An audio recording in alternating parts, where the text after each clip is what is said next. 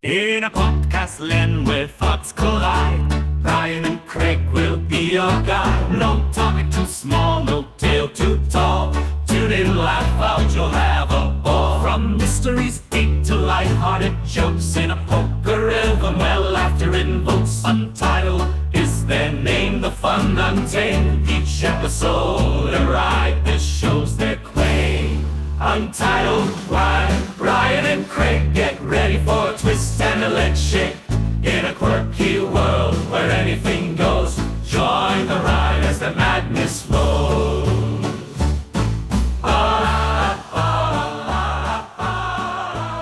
You won't know this. I You don't. at home won't know this. But we took 2 weeks off, and the reason is because it was Valentine's Day, and I went to Cheesecake Factory, and it was great. Yep. And then I played a lot of Pokemon. Yeah, a lot of Pokemon. I got the weird and Enamorous form and That thing is scary. long cat. I was actually eating lunch on an airplane and missed it. Not an airplane that was in the air. I went to the airplane restaurant in Colorado Springs, which is just it's a building that has an airplane built into it, and part of the seating area, like 42 of the seats, is just you sit on the airplane. So I gotta do that. The food was about as good as as you would expect from a gimmick restaurant. It was like Casa Bonita level before the South Park guys took over quality, which for those of you who are uninitiated, not very good. But I still got to eat lunch in an airplane, so that was fun. So I was hanging out with my wife all day during the long cat. So I don't have a long cat. Very sad. I'll trade you one. I have a bunch of shitty ones. Very nice. I got you. I'm sure at some point I'll get one way or the other. It'll come back. You can trade me for a special for a shiny. Okay. Sounds good. So welcome back. Actually, I'll trade you a long cat for a shiny Kanto Meowth if you have it. I still don't have I'm sure I have lots of those. We can figure that out at some point. Yeah, that's fine. Anyways, yeah, but as for this week, I really didn't do much. No? And then the other week, I didn't exercise at all. And I lost a pound, so that was good. That's the key to losing weight is not exercising. That's what I found. Yeah, that is not the key. Yes, definitely. And I talked to my doctor, and she said that I'm doing really good because I was told not to be horking down copious amounts of caffeine, and I haven't been. But man, let me tell you, that first 3 weeks was literally hell. So, I'm gonna do this right now. You're not gonna tempt me, man. Oh, that's fine. You don't even drink coffee, do you? Were you a coffee guy before? Yeah, I drink coffee. It was mostly energy drinks, and I'd be drinking like a gram of caffeine, which is 1,000 milligrams. Not ideal. Yeah, it's a lot. Not ideal. So, but I'm trading that up for microdosing meth. So we'll. It's baby steps. The weight loss is beginning to make more sense. Give that a shot. And in case you don't know, it's Vyvanse or mifedexihydraxapone or whatever the generic is called. It's got a long name. Generic meth? Yeah, generic meth. Awesome. Have you ever played the game Pokemon, or was it? It's Pokemon medication name? Yes, I have seen that. I have seen that played on podcasts. That's a good time. Electabuzz or Vyvanse? I know which one's which. I do. What was the other one? It was Honedge or wegovy. That one was like, oh man, if you didn't know, that'd be hard. Yeah, that's rough. What kind of Pokemon would wegovy be? Wegovy. I think it would be like some kind of bug, like a bumblebee kind of thing. Oh yeah. Yeah. Another good one, Manjaro. That's another good one. Manjaro does sound like a some type of Pokemon. It would be like a large Pokemon. Very big body. Yeah. That's good. Anyways, there's two people that are good at that: doctors and medical professionals, and Pokemon nerds. Yes. I fall into the second category, so I would be good at that game, but not so much the medications. A good family friend of mine is actually a pharmacist, and he's like, I don't know what the Pokemon are, but I know what the medications are. Like, same but different. Turn that around. I don't know what the medications are, but I know the Pokemon. Yeah. That's funny. But the benefit that he has is he can actually pronounce the medications. Oh, all the drugs? So, that's good because they get dude. kind of complicated. Oh, yeah. I love how they're like, oh, this is Manjaro, and then it's like in parentheses, and it's like Tiramessified. Yes. And then it's like, side effects may include your ass falling off. And you're like, Yes. why would I take this then? Why do we have to, on every single medication advertisement on television, which also should not exist, period, but why on every single one of them, like, do not take this if you're allergic to it? Like, I mean, that's just duh. Like, come on. But how are you going to find out if you're allergic to it if you don't take it? If you don't take it, yeah. I'm allergic to that. You've never had it before. Well, I shouldn't take it because I'm allergic.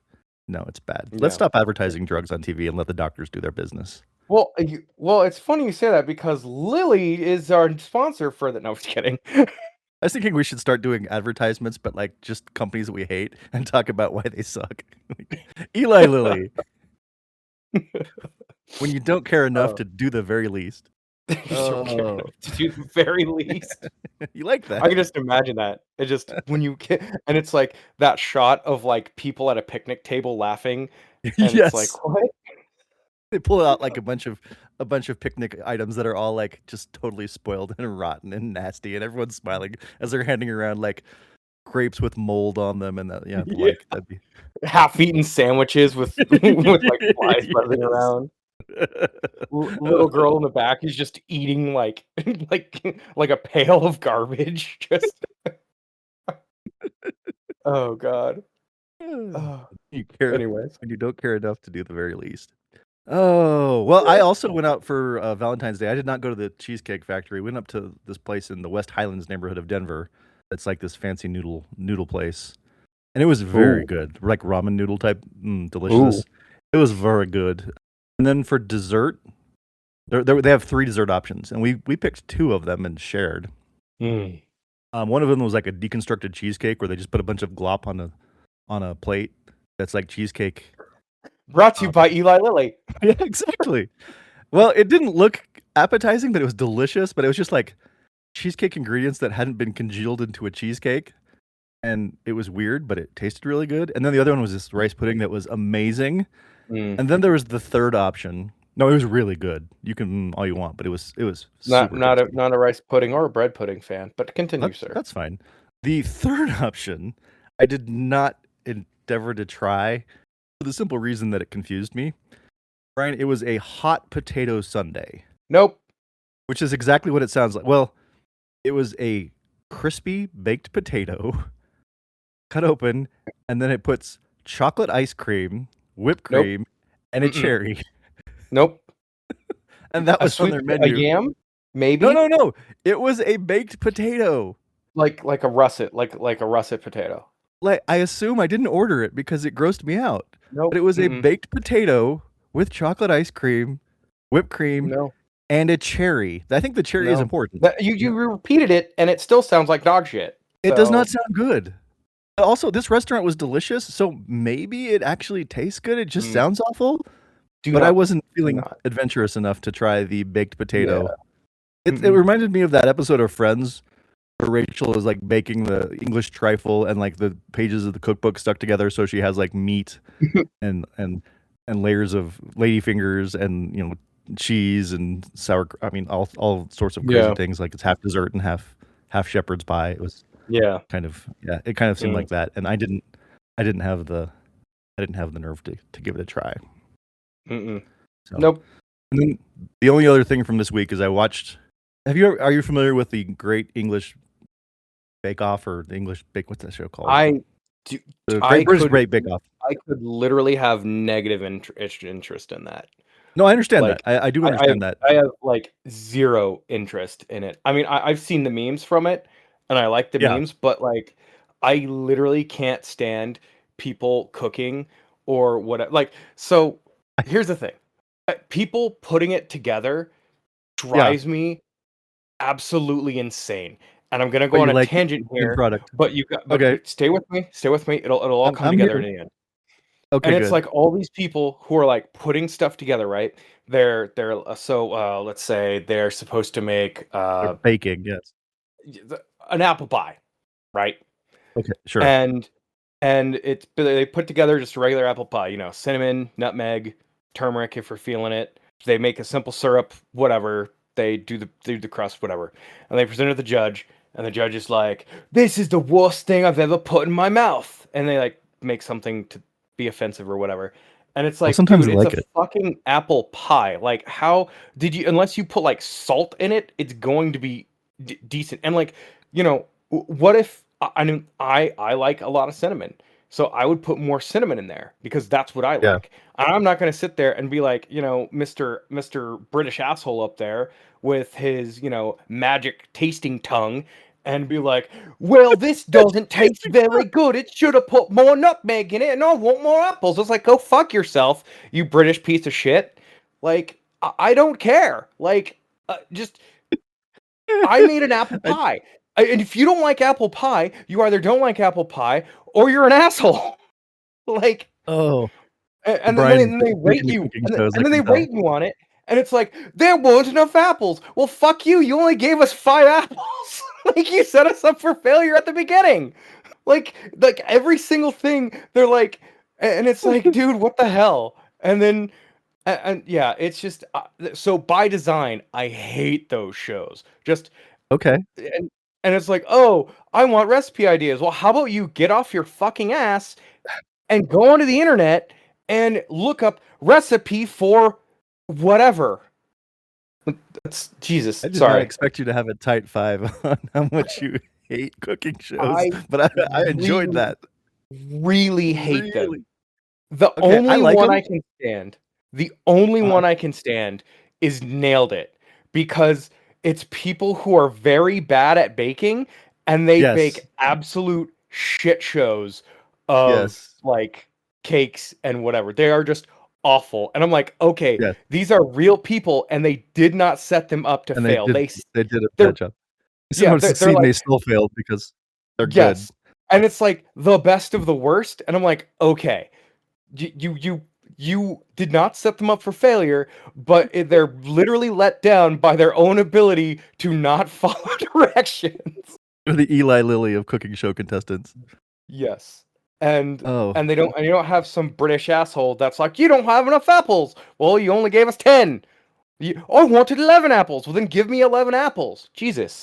Bryan hates Paul Hollywood. That's what I'm picking up from this. You don't even know who Paul Hollywood is. That's fine. Okay, So, well, I wasn't watching I was just bringing up that as an example of shows, so you would have an idea of the genre. But apparently, you're familiar with the genre enough to really hate it. My family and I have watched correct. we went through a phase. I think it was mostly during the pandemic where we watched like all of those on Netflix, the Great British Baking Show or whatever. Yeah. This week, I discovered an Australian baking show. Okay. So instead of everyone talking with a British accent, they talked in an Australian accent. So you swapped one English asshole for another. Got it. Right, one with more prisoners in their family history. Yes, and I stumbled into the season finale of this show. So like they had the final contestant, and like their job was to develop some kind of a dessert. And so there were 3 contestants. One guy makes like this brownie sundae thing. It looked fine. It was all right. And then the next guy comes up with what was it? It was like a cheesecake. It wasn't a deconstructed cheesecake. He had constructed it all, so it wasn't just like cheesecake slop onto a plate like I had. Still delicious, even though the way I describe it makes it sound gross, but it was very yummy. And then the third guy, it was incredible, Bryan. He made a lemon meringue pie. Okay. But it like looked like a castle. Like the meringue had been like constructed. Like it was. They pulled it out and like it was the finale, so they had like all the friends and family and everybody was there. And like when he brought it out, like everybody just it looked like a freaking castle. I don't know how he did it. He like had designed. I don't know how he did it. But it looked incredible, and like it was obvious who was going to win just based on how cool it looked. Yeah. And like everybody in the crowd like lost their minds. Like they were cheering. Like it was so good that like everybody was like, "Oh my god!" Like, and they were cheering and like it was just like this sudden instantaneous like, "Oh, he's totally going to win." Please tell me he didn't win. Everybody was cheering their heads off, and I thought that was weird. No, I thought that was weird because usually in Australia they boomerang. That was a long con. God damn you. Yeah, all of that was not true, but it was all for a setup, and I gotcha. Yep. You liked it. You liked it. I did not. but Yes, I you did did. not. I did I have not. decided that you like it. Uh, Usually in Australia, Bryan, they boomerang. God. Ah. One of these days, I'm going to go to Wollongong. I thought that was fun, and I enjoyed it. Well, at least one of us did. I've been excited to tell that for 2 weeks. Jesus. Okay. Did you do anything else, or shall we fire up the radio? The news. You'd think I'd be ready because I knew that was coming, so I would have my iPad ready with all of our news stories. But no, give me half a second to set up. All right. I actually was tooling around, and I have a news story for you. Bryan's bringing the news. Okay, are you bringing the news and the funk? No, just the news. But the news do have some stank on it. We've got plenty of stanky news this week, Bryan. But I look forward to your. Is one of them about a gang of turkeys chasing chasing a UPS driver? It's not, although I have seen that video and it is very funny. Oh, well, that dude just boogies. What would you like to start the news this week, Bryan? Well, I just want to say, long story short, in Connecticut, this UPS driver was beset upon by a gang of turkeys who are not like turkey as in people, like turkey as in wild turkeys. Turkey as in birds.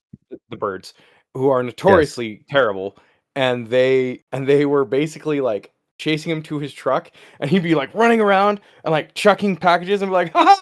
Like laughing like a maniac, and like on one of them he goes, "Duke this," and then he like shuts the door, and it was. But I will say the turkeys did have some decorum. They did not get into the truck, so that's good. Maybe just because they couldn't.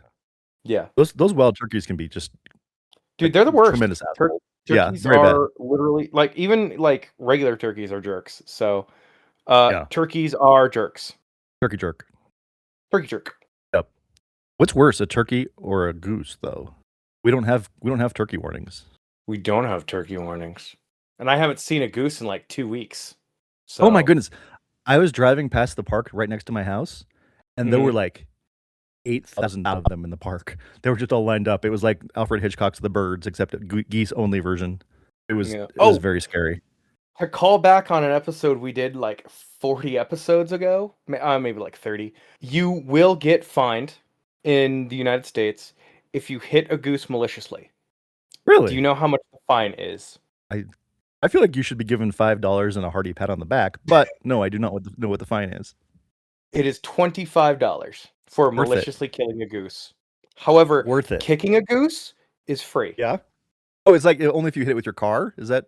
Yes, only if you can hit it or kill it maliciously. I mean, if it's on your property, obviously, if you kill it on your property, it's like, oh, it was a nuisance, and they're like, well, okay, we can't really prove it, so. That's the hold your ground law. But only geese. Yeah, only geese version. The hold your geese. Hold your geese. I don't know. Hold your geese ground. Yeah, there's something there, but I can't do it. My brain's not ready for it, so. I wasn't ready for it either. Anyways. All right, Bryan. We begin in Great Britain. An Amazon delivery truck was following the GPS. And you know those people that would follow GPS off of a cliff because they just follow the GPS no matter where it tells them to go, and they don't care if there's like giant warning flags and cones and everything. They still like, well, I was supposed to turn left according to my phone. This guy driving for Amazon, he's one of those guys. He ended up on this area called the Broomway, which is a 600-year-old 6-mile walking path into an estuary, the Thames estuary. I have no idea. He just drove into a river. Well, he drove into a moggy barsh. A boggy barsh. He drove into a moggy barsh. You want to try that again? Let me try that again. All right. He drove into a boggy marsh, Bryan. There you go. Although I like a moggy barsh. A moggy barsh, if it's prepared the right way, delicious. It's like cheesecake goop. Cheesecake goop and boggy marsh. No, I said it right that time. Boggy barsh. I'm losing all sense of which ones are correct and which ones wrong.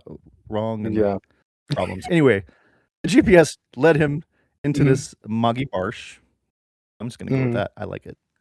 And it's a route that is, according to the Coast Guard, It is a route that should only be walked on with a guide who knows the mud flats. It's extremely dangerous.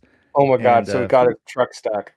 oh, yes, he did. But also, the military uses it as a firing range. Oh, plot twist. Thankfully, they were not firing that day. But damn. He could have put himself into even more danger. But the van got almost immediately stuck in mud, and then he had to come and get rescued. But he was able to exit the van and report the incident into Amazon, and the van was safely removed from the scene 2 days later. So the lesson, kids, is if it feels like maybe you shouldn't be driving here, even if the GPS tells you to go that way, use your brain and not just your GPS. Yeah. It gets better, Brian. It gets better. Okay. Researchers at the University of Maryland have come up with a discovery that is long overdue, Brian. Well, not a discovery, an invention. They didn't discover it, they created it. Okay. They have designed smart underwear, Brian. What do you think smart underwear does? Yeah, I really hope it's like a still suit in Dune. Like it recycles your poo and your waste. Like that's what I'm hoping. But I'm guessing it purifies your farts or something. It doesn't purify them, but it is designed to track and measure your flatulence, Brian. Yep. They are currently seeking volunteers to wear them as well. Hold on. Let me just interject here. Why? There is a reason, Brian. Flatulence has been criminally understudied in medical professional scenarios. I'm gonna stop you there too, and I'm gonna say there's a hole in the ozone layer that will prove you wrong. I don't think that human flatulence is responsible for the ozone layer hole. Although I think the ozone layer hole has been mostly fixed. That was a bigger problem in like the 80s, wasn't it? Or 90s? Yeah, I don't remember. 80s, 90s, yeah. I think it's gotten better as a result of us doing things to make it better. Anyway, yeah. Well, clearly it's humans need to stop ripping ass, so they're trying to study like the human biome. It's like actual scientists, Brian, that have created smart underwear to measure your farts. And they use the word flatus or flatus, like flatulence. Flatus, I guess that's a fart. Like a singular fart is a flatus, and then flatulence is the whole act of doing that. I don't know. I'm going to say farts instead of flatus because I don't like that word. Okay. But the scientists said, think of it as a continuous glucose monitor, but for intestinal gas. They're learning things such as people. So they're testing like your gut biome, I guess. No, they're mostly testing how much you fart, Brian. Right. They're by doing that, that's what the end goal, I'm assuming, is to test the gut biome, right? Yeah, and to get what actually.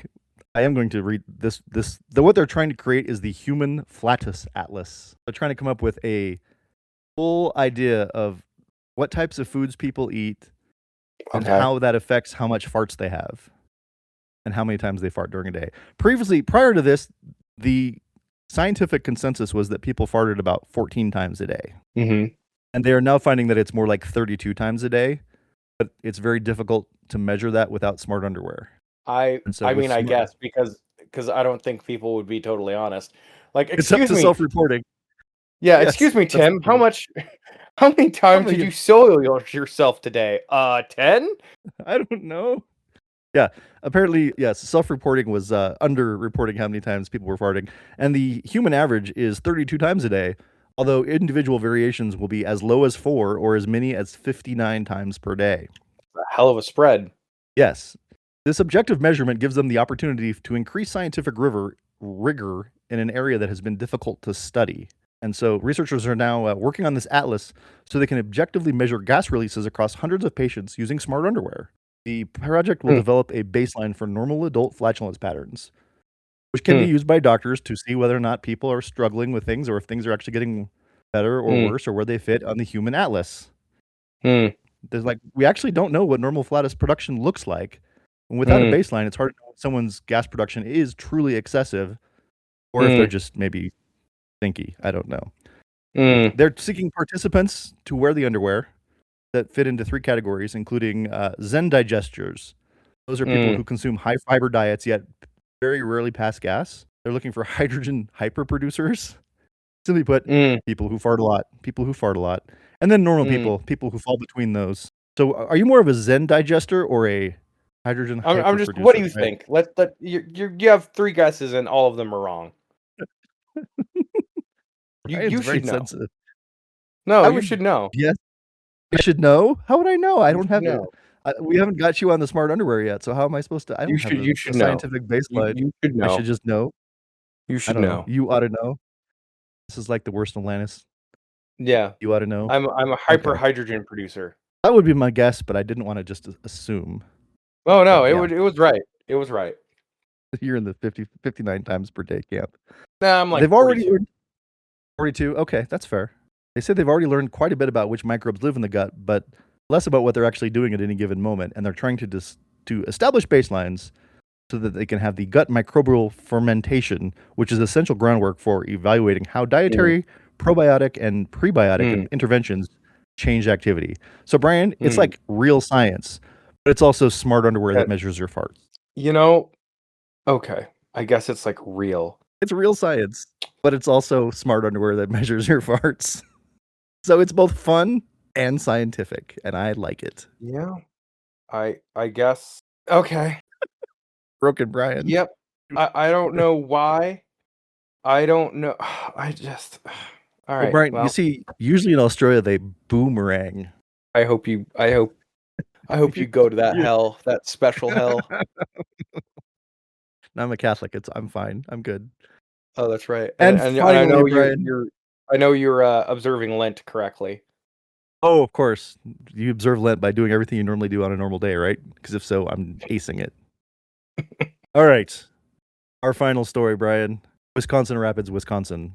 This week, Brian, a man in Wisconsin Rapids got involved in a 40-minute police chase while he was driving a stolen ambulance.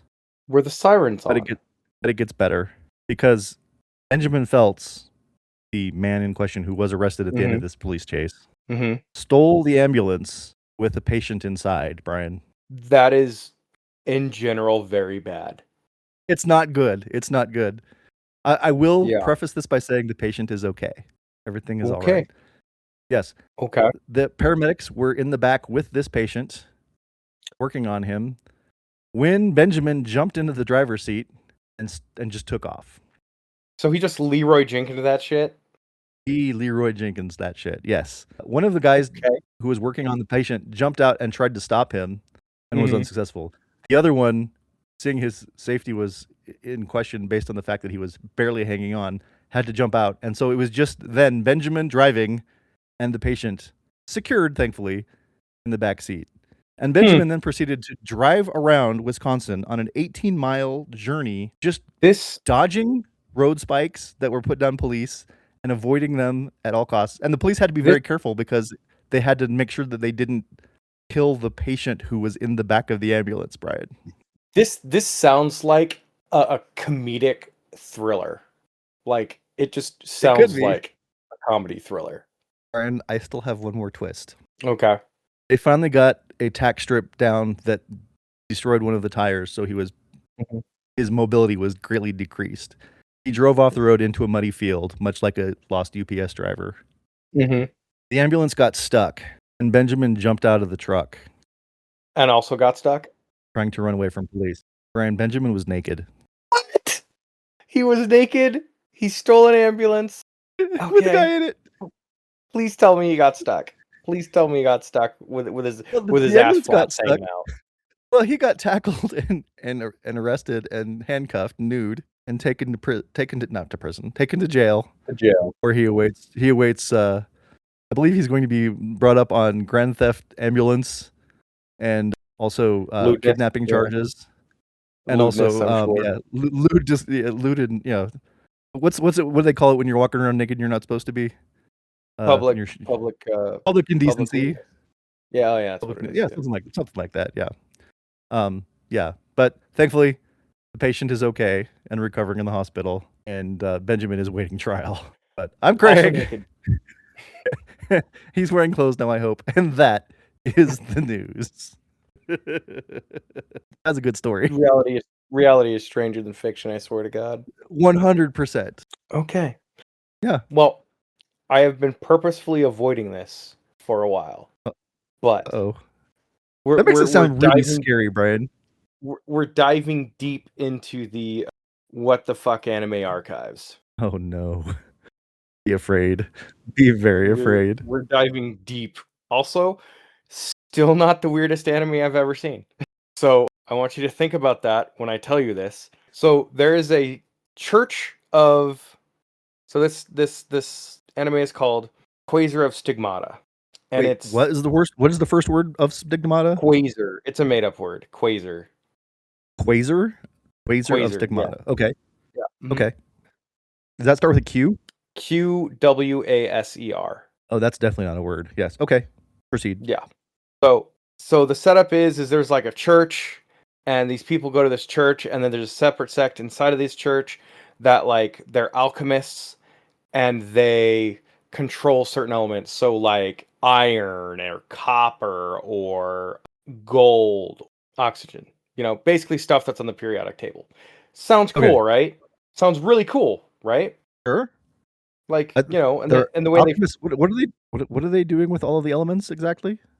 they make stuff. So if they They're just okay. you know how alchemy is like making things. So Yeah, the like the story supposed about to the make guy who gold wanted out to of. make gold, right? Yes. But it's nothing as trivial as that. They're just like when they fight, they take so the iron user adds like water or oxygen and makes like stainless steel, shit like that, right? Okay. Okay. It sounds cool, right? Sounds pretty normal, kind of a neat Okay. setup, right? Sure. Craig, The way you're pausing scares me to death. they need energy to fight. And how do you think they get their energy, Craig, to fight? Imagining they have a solid meal based off of the food pyramid where they provide balanced bits of nutrition that includes fiber, protein, Mm, mm, and a little bit of fat, but in mm. moderation, something like that. Yeah. Well, I'm guessing you're that's not half right. not how this works. Uh, Divine magic breast milk. the JFK Jr.'s involved, or RFK Jr. Yeah. So divine magic breast. And Craig, this Divine is 36 magic episode show. breast milk. There is 36 Uh, episodes of this. Are they milking goddesses? Is this how this is Nope. procured? That's just random girls, and they're like, "You might have the power that I need," and they will just grab and start sucking, and then you're like, "Wow, they Brian, really went there." Brian, Yes. this this is not okay. What makes it divine? They have magic powers, and they are chosen as such. Wait, the girls have magic powers, or the alchemists have magic powers? Both have magic powers. Oh, there's just magic everywhere. Yeah. If you put in the right combination, it turns the breast milk divine. Correct. Yes. But like, I hate this, Brian. but here's the other thing is only the alchemists can pull that power out. So only alchemists Okay. can get it. So anyone else, and they just get some regular breast milk, not the divine version. Correct. Yes. Are these recent mothers, or is there some kind of magic that just creates where they're suddenly lactating? They lactate only for the alchemy. Cool. And they make it weird. Like they make it really weird. I thought this was a normal story about somebody forcing someone to lactate divine breast milk, but apparently this is a weird version of it. Yep. Just this is the weirder version of it. And truth be told, outside of that, the story, there's like this big conspiracy, and there's like all these different cults, and it's actually kind of interesting, but it's really hard to get past that. Yeah, I don't think I could. I think I'm a hard out on this one. Yep. Because I figured you would be. Thanks. Oh, I knew you wouldn't like it from literally the moment. Yeah, from the jump. I could tell I wasn't going to like it when you're like, jump. I've been holding off on this one. It's like, uh-oh, there's a reason for that. Yeah. Brian, and still do with that? And why is that in my brain now? I blame you. Yep, and still not the weirdest anime I've ever seen. Still not. So there is weirder still. You want me to like anime, I feel like. But then you do everything in your power to make me not like anime, Brian. And I'm wondering, like, you're at cross purposes here, because if you want me to like anime, you shouldn't be bringing things in, like forcing someone to produce magical breast milk magic divine breast milk to feed their need for alchemy. This is not a thing you should introduce if you want my brain to be like, oh, I have positive feelings toward anime. Well, yet here we are.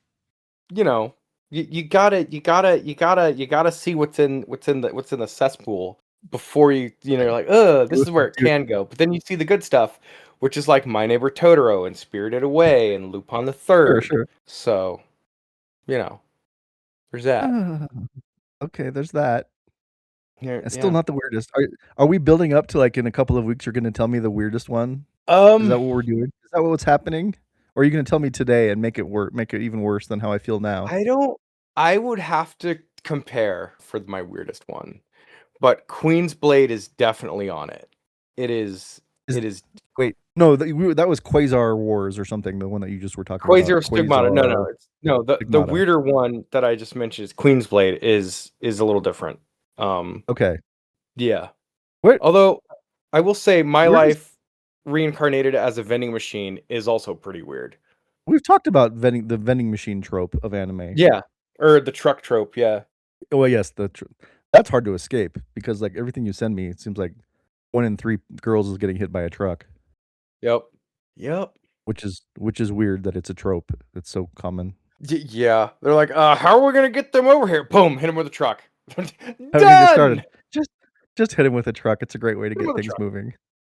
Just, hit him with a truck. I don't get it, Bryan. I don't get it at all. Yeah. Where does stigmata come? Where does stigmata come into that? Like, do they start bleeding from their wrists when they are drinking the divine breast milk? Yeah, one of the guys has a facial thing, and he starts bleeding from his face. Oh, from his face. Okay. Yeah, like in a certain divine pattern or whatever. When I hear the word stigmata, I don't think Japanese animation first. Generally. Yep. That you would be correct, sir. But I think I think I've got one.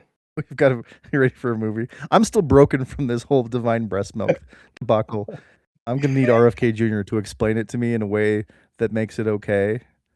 You see, what the problem here is that they're not using the right kind of breast milk. We don't really want them using the divine breast milk because that doesn't have all of the nutrients that will prevent people from getting COVID. Is the problem? Oh, you can't throw in COVID. Well, COVID, you see, is the reason that everyone got that is because not enough people were drinking the breast milk. Too many people were drinking the divine breast milk, and that was the problem. Just regular breast milk would have handled that, and we would have avoided all of 2020. All right, RFK. Sorry, RFK. Get friend out of the show, by the way. RFK. Friend of the show, RFK Jr. Yeah, definitely. All right. I got one. All right, your movie pitch, please. We're gonna start off with we're gonna have a regular character. Her name's Jane. And Jane drives for Amazon, but not really Amazon, like a thing kind of like Amazon, Amazork. Yeah, Amazork, whatever. Or wait, no. Monaz. No. Monaza. Whatever the hell Amazon is backwards. Emma. No. Namaza. Yeah, no. Namaza. She drives for Namaza. She drives for Namaza, right? And so she is driving on a route one day, following GPS. Okay. And she drives into a place that she's never really seen before. But her place the place that she's going is like 6 miles down the road. So she's like, okay, whatever. This is weird. So she's driving 6 miles down the road, and it gets darker and darker and darker. And she's like, man, what's going on? This is crazy. And eventually she ends up, like a mile away, and her car is like stuck, it like won't go. And so she has the package, and she's like, whatever, I'll just walk the 10 minutes or whatever to it. So she's walking, and she hears, and she's like, what was that? And then she hears, like goose honks, like threatening goose honks, like in the back. Ooh. And so she's like, oh man, this is awful. And so she's like trying to walk and go through. So she's got her flashlight out. She's like, man, what's going on? Where's everything? I'm hearing all these things in the background. and then a light shines on her. She's like, ah, and it's like, wait a minute, something's wrong here, and it's another car just suddenly like appears, and it's stuck on the other Weird. way, Ooh. and Oh, it's okay. and it has lights on tops, and it lights on top, and it turns out it's an ambulance, and Okay. and the person that gets out of the car is Jane, and she's like, what? So She sees herself? she sees herself gets out of Whoa, cool. yeah. And so she's like, "Oh man, what's going on?" And then the one that got out of the ambulance is like, "You're me. There can only be one." And she's like, "What? Was this like Highlander?" It's kind of like Highlander? Highlander. It's kind of like There Highlander. can only be one Jane. Yeah, I am the Jane. and it turns out that the bad Jane has a boy with him with her, and you guessed it, she gets her power. Bad Jane gets her power from boy milk. Bryan. Bryan, did you say boy milk? I sure did. You want me to say it again? Boy milk. Bryan?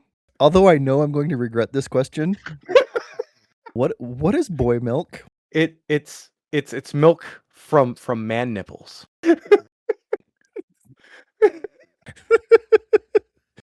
Of course it is.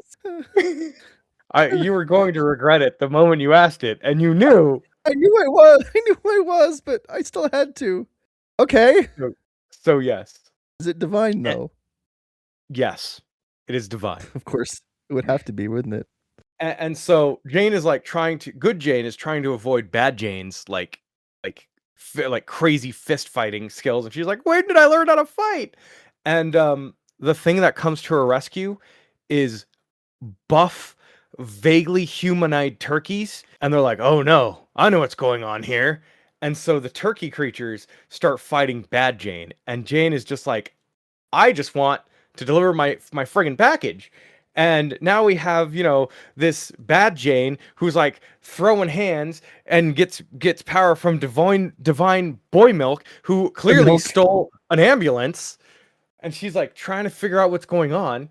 And so eventually, she just leaves the fight in progress. Like they're just fighting in the background, and that plot thread is completely dropped. Like totally, completely dropped. So like bad Jane versus turkeys it just goes away?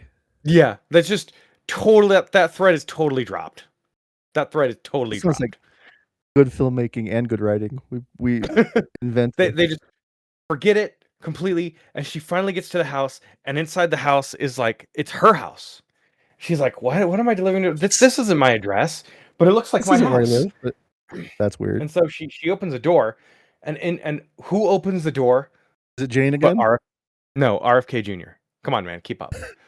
Sorry, that was my bad. I should have seen that coming. It's RFK Jr.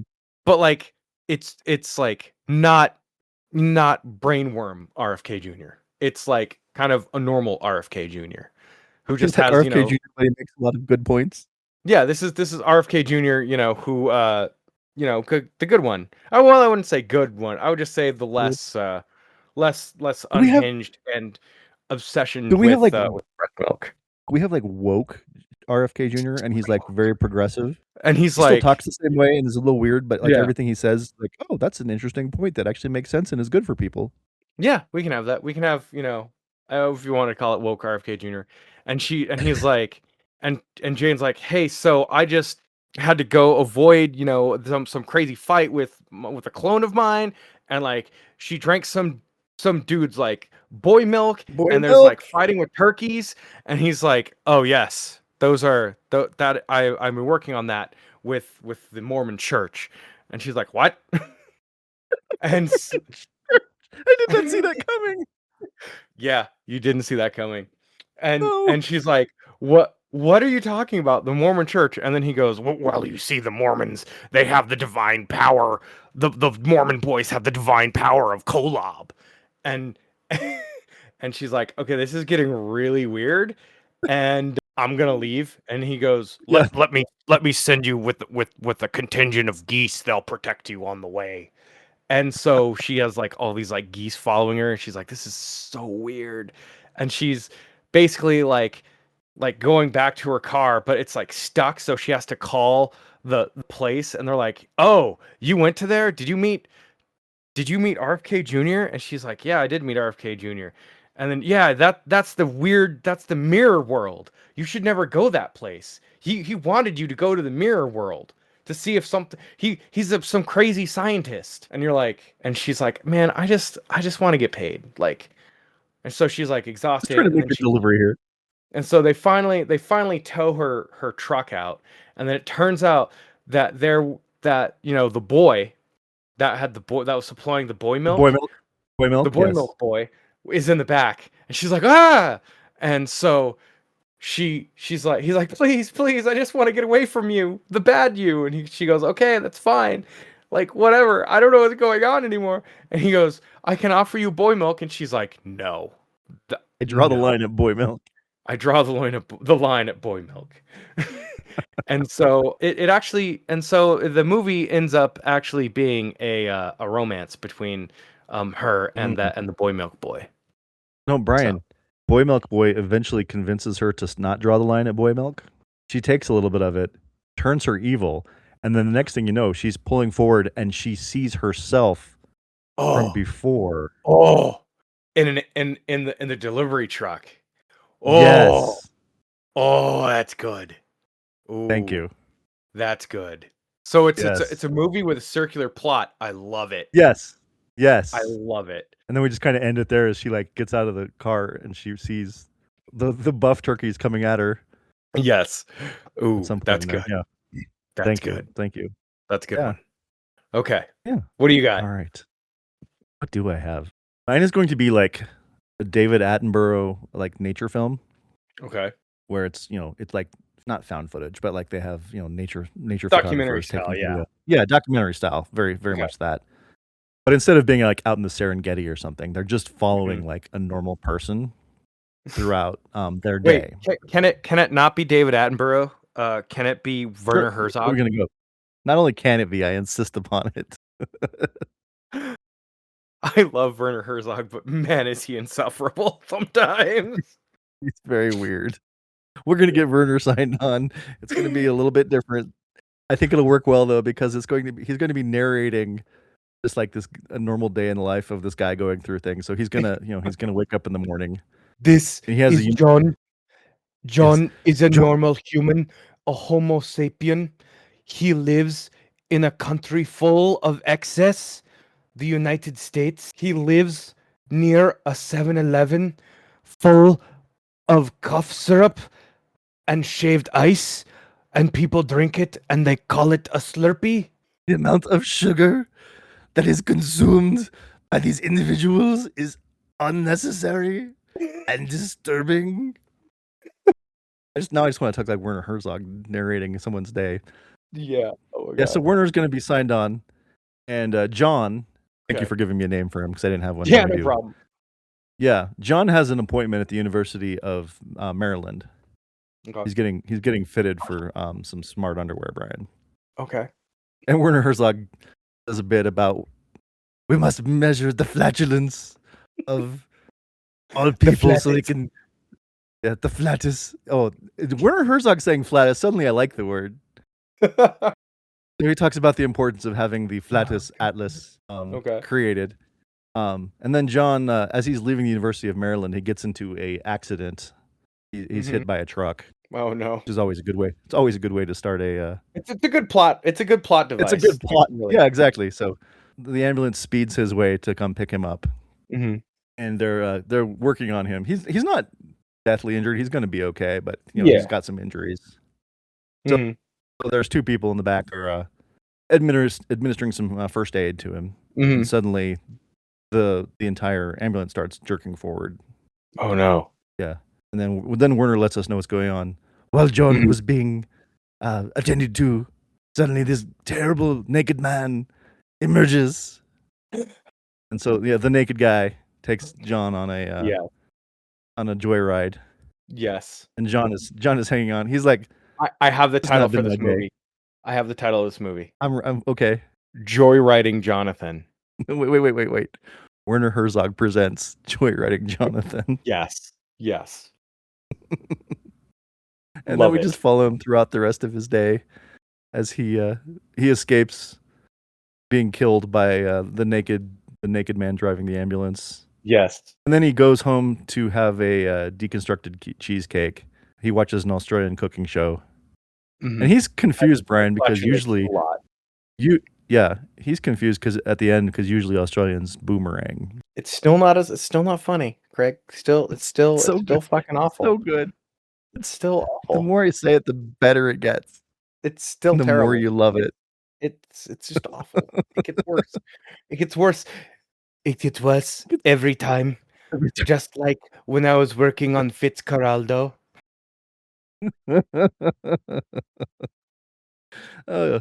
You know what else is terrible if it's not done right, Brian? What? Well, if you don't know what you're doing and you take a Q-tip and you just like only bad can happen from that. And there's only really one way to prevent it. Is it look Everything up going wrong. is it go to YouTube and look up a very long and detailed documentary narrated by Werner Herzog? I mean, that's one option. I don't think it's going to work well for you. Although I would like to have Werner Herzog read the back of a Q-tip box for us. Oh, yes. But That would be but what should you do? What should we do? Because most of us don't have Werner Herzog at beck and call. What you should do is just engage your reading skills that you've created throughout a lifetime of learning. And take that Q-tip box that you were just going to use the Q-tips without any real way of knowing how to use them. Take a moment. Just pause. Everyone stop what you're doing. The world moves too fast. If I can tell everyone just one thing, slow down. Take your Q-tip box. Flip it over to the backside, Brian. And on the backside, there's going to be some words there. Don't rush this because this is important. You want to make sure that you comprehend everything. Right. Take that box. So you imagine Werner Herzog reading it in his voice while you read it. You want to imagine that. Yeah, for sure. Yeah. And then just let the words of Werner penetrate your soul. The Werner words. The Werner words. Werner words. Okay. And read the back of the Q-tip box, and everything will fall into place, Brian. You'll understand it all because you read the back of the Q-tip box. And if there's one thing we could tell everyone is what, Brian? What should you always do? You should always read the back of the Q-tip box. Yeah, Werner Herzog voice optional. Yeah, no, not optional. Not optional. Required. Okay, fair. That's required. Fair. Untitled with Bryan and Craig is produced and edited by me, Brian Dunnigan. It is also hosted by me, Brian Dunnigan, as well as Craig Dodge. Opening and ending themes are created by AI, so nobody has license to those.